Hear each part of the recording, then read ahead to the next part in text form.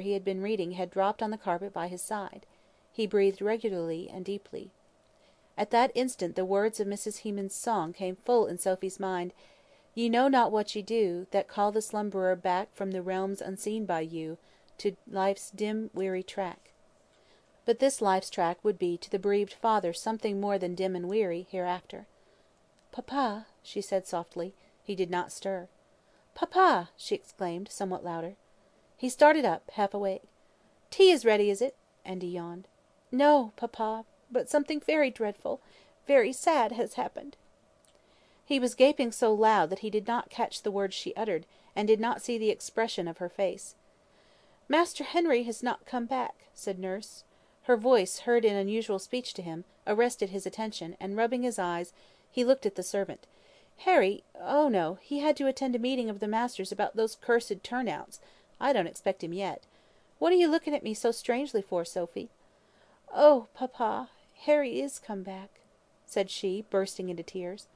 "What do you mean?" said he, startled into an impatient consciousness that something was wrong. "One of you says he has not come home, and the other says he is. Now, that's nonsense. Tell me at once what's the matter. Did he go on horseback to town? Is he thrown? Speak, child, can't you?" "No, he's not been thrown, papa," said Sophy, sadly. "But he's badly hurt," put in the nurse, desirous to be drawing his anxiety to a point. "Hurt! Where? How? Have you sent for a doctor?" said he, hastily rising as if to leave the room. "Yes, papa, we've sent for a doctor, but I'm afraid I believe it's of no use." He looked at her for a moment, and in her face he read the truth. His son, his only son, was dead. He sank back in his chair, and hid his face in his hands, and bowed his head upon the table. The strong mahogany dining table shook and rattled under his agony. Sophy went and put her hands around his bowed neck.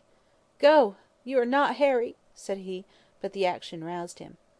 "Where is he? Where is he?" said he, with his strong face set into the lines of anguish by 2 minutes of such intense woe. "In the servants' hall," said nurse. "2 policemen and another man brought him home. They would be glad to speak to you when you are able, sir." "I am now able," replied he. At first when he stood up he tottered. But steadying himself he walked, as firmly as a soldier on drill, to the door. Then he turned back and poured out a glass of wine from the decanter which yet remained on the table. His eye caught the wine glass which Harry had used but 2 or 3 hours before. He sighed a long quivering sigh, and then, mastering himself again, left the room. "You had better go back to your sisters, Miss Sophy," said nurse. Miss Carson went. She could not face death yet. The nurse followed Mr. Carson to the servants' hall. There, on their dinner table, lay the poor dead body. The men who had brought it were sitting near the fire, while several of the servants stood around the table, gazing at the remains. The remains! 1 or 2 were crying, 1 or 2 were whispering, awed into a strange stillness of voice and action by the presence of the dead. When Mr. Carson came in they all drew back and looked at him with the reverence due to sorrow. He went forward and gazed long and fondly on the calm, dead face. Then he bent down and kissed the lips yet crimson with life. The policemen had advanced, and stood ready to be questioned. But at first the old man's mind could only take in the idea of death. Slowly, slowly came the conception of violence, of murder. "How did he die?" he groaned forth. The policemen looked at each other. Then one began, and stated that, having heard the report of a gun in Turner Street, he had turned down that way, a lonely, unfrequented way, Mr. Carson knew, but a short cut to his garden door, of which Harry had a key; that as he, the policeman, came nearer, he had heard footsteps as of a man running away, but the evening was so dark, the moon not having yet risen, that he could see no one 20 yards off; that he had even been startled, when close to the body, by seeing it lying across the path at his feet; that he had sprung his rattle, and when another policeman came up, by the light of the lantern, they had discovered who it was that had been killed; that they believed him to be dead when they first took him up, as he had never moved, spoken, or breathed; that intelligence of the murder had been sent to the superintendent, who would probably soon be here; that 2 or 3 policemen were still about the place where the murder was committed, seeking out for some trace of the murderer. Having said this, they stopped speaking. Mr. Carson had listened attentively, never taking his eyes off the dead body. When they had ended, he said, "Where was he shot?" They lifted up some of the thick chestnut curls, and showed a blue spot, you could hardly call it a hole, the flesh had closed so much over it, in the left temple. A deadly aim, And yet it was so dark a night." "He must have been close upon him," said one policeman. "And have had him between him and the sky," added the other. There was a little commotion at the door of the room, and there stood poor Mrs. Carson, the mother. She had heard unusual noises in the house, and had sent down her maid, much more a companion to her than her highly educated daughters, to discover what was going on. But the maid either forgot or dreaded to return, and with nervous impatience Mrs. Carson came down herself, and had traced the hum and buzz of voices to the servants' hall. Mr. Carson turned round. But he could not leave the dead for any one leaving. "Take her away, nurse. It is no sight for her. Tell Miss Sophy to go to her mother." His eyes were again fixed on the dead face of his son. Presently Mrs. Carson's hysterical cries were heard all over the house. Her husband shuddered at the outward expression of the agony which was rending his heart. Then the police superintendent came, and after him the doctor. The latter went through all the forms of ascertaining death, without uttering a word, and when at the conclusion of the operation of opening a vein, from which no blood flowed, he shook his head, all present understood the confirmation of their previous belief. The superintendent asked to speak to Mr. Carson in private.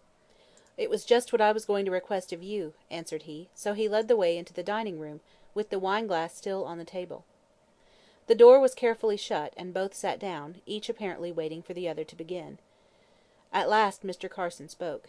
"You probably have heard that I am a rich man." The superintendent bowed in assent.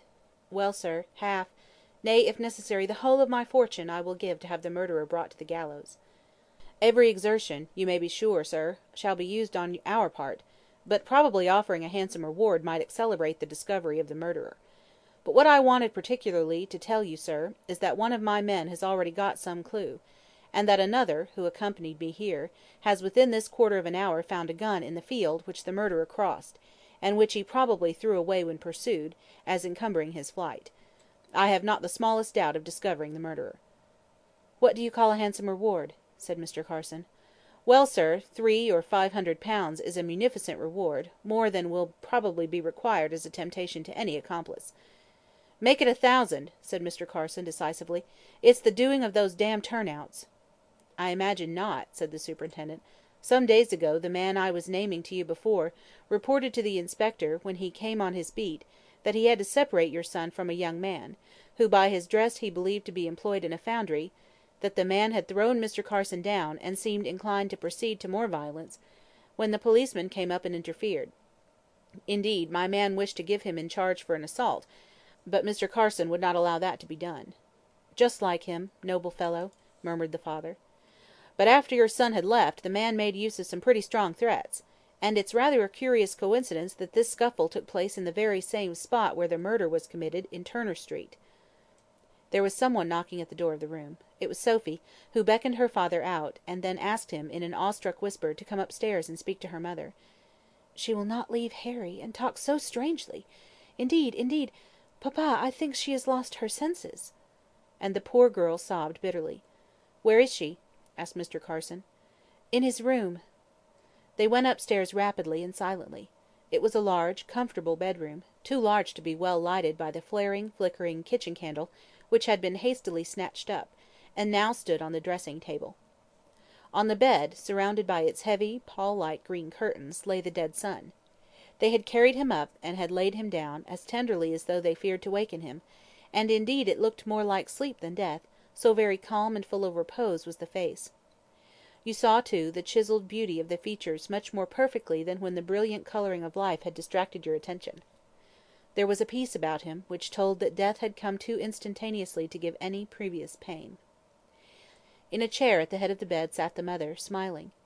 She held one of the hands, rapidly stiffening even in her warm grasp, and gently stroked the back of it, with the endearing caress she had used to all her children when young.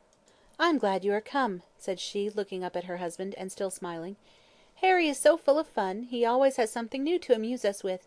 And now he pretends he is asleep, and that we can't waken him. Look, he is smiling now. He hears I have found him out. Look!"